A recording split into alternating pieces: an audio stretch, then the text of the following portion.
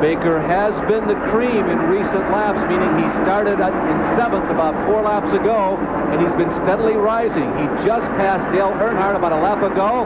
Bobby Allison is next up. Son Davey should be next. You can see Earnhardt, the yellow car, still in the picture. But Buddy Baker, who has a lot of sentiment among veteran observers, as one of the real threats. Oh, we have a problem. Allison is blowing a tire. Bobby Allison with a horrible crash here on the front stretch. It has torn out a complete section of protective railing separating it. Alan Kulwicki becomes involved. Debris and is collecting other cars. There was a lot of debris in the front stretch. Kulwicki was involved. Richard Petty, I think, is another one of the cars. Lots of debris on the front stretch.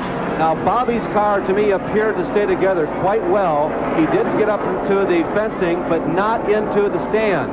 And it was close, though. He has torn out a whole large area of guardrail. There it is, protecting the crowd from the racetrack. And he came very, very close to going into the stands. The car became airborne and went flying literally into that wall and catch fencing.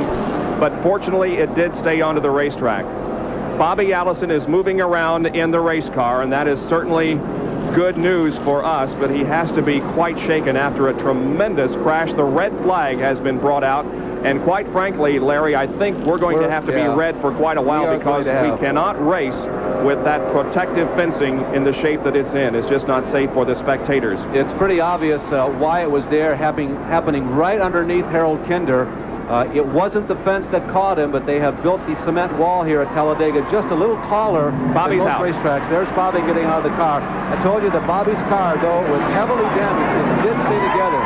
The integrity of the roll cage is intact. The crowd is giving Bobby a very warm welcome out of that machine, but the car lived up to NASCAR standards.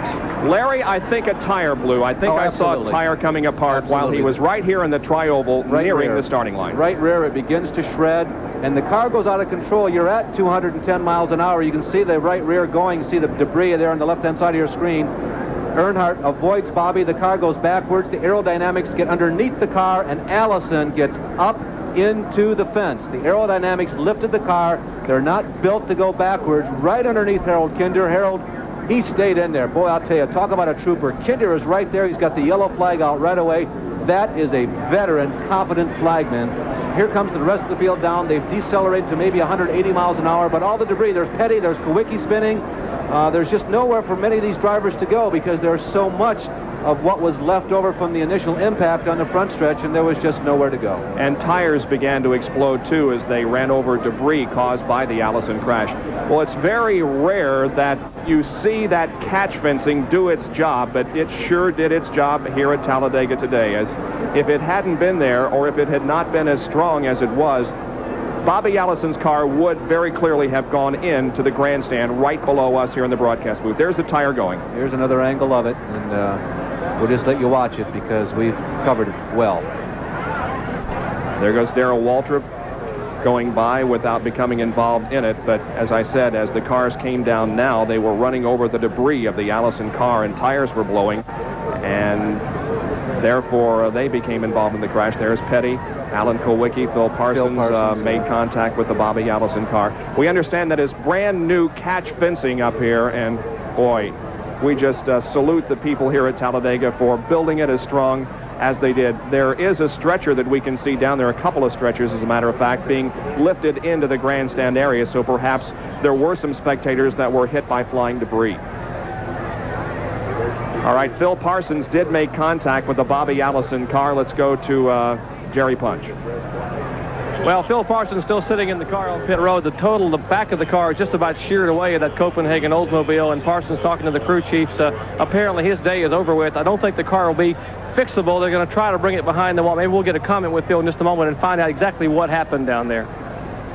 All right, so Phil gathering his thoughts, and you can see him sort of gesturing to his crew. I really don't know what happened, but I became involved. There, meanwhile, is the Bobby Allison car that has come to a rest between the start-finish line and turn number 1. The ambulances are there. The track crews are there cleaning up the debris.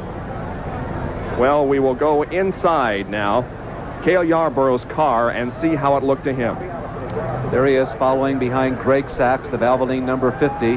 The accident is beginning to unfold. It's already unfolded up in front of him, and there's Cale trying to weave his way through all the pieces lying on the ground. You can see that Greg Sachs goes into a spin. Greg made a left turn, a right turn. There's Cale. He's trying to avoid Rusty Wallace. He goes sideways. He goes up, gets along the outer wall. I think he avoided significant contact. He brings it back around. It does a reverse spin as he is beginning to fight at the wheel. And now he can use the banking to coast down to the bottom of the racetrack, crank it to the right, try and get that thing to start back up again. The red light comes on indicating that the engine has been stalled, and then Cale Yarborough can get back around. A scary moment for Cale Yarborough, and a scary moment for many of these drivers who became involved in this Bobby Allison crash in the Tri-Oval. There is Richard Petty, who was also spinning, trying to avoid the cars that were in front of him. A comment, by the way, about Phil Parsons, whose car does appear to be terminally damaged. He was one of the dark horse favorites. As many of you who follow Winston Cup racing know, many times a dark horse will win here at Talladega. And Davey Allison, Sterling Marlin, and Phil Parsons are three of the people who had not won here recently that were definite threats for today. Once again, a replay from the in-car camera of Cale Yarborough. This is at real speed, so it'll be just as Cale saw it.